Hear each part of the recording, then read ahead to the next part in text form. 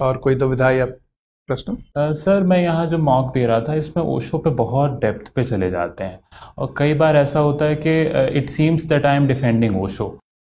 वो एक बहुत पतली सी रेखा है कि अगर आप ओशो को जाएंगे। शुरू में ही आप कह सकते हैं कि सर, आपने ठीक कहा कि मेरे माता पिता का शौक था, उसका नतीजा मेरा नाम है, हाँ। मेरी इसमें कोई दिलचस्पी नहीं है। हाँ, पर सर वो लोग जाते हैं और फिर वो संभोग से समाधि की ओर और वो सब सबसे अच्छा वो है भी आप पढ़ कहते हैं। रखा है मैंने सर, पर उसको बहुत मैं बचता हूँ कि वो चीज़ें ना आए, पर जाते हैं वहाँ पर उस डोमेन पर।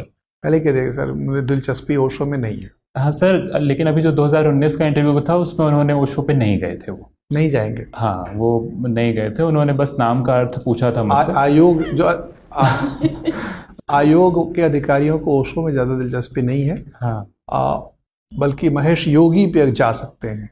जबलपुर के।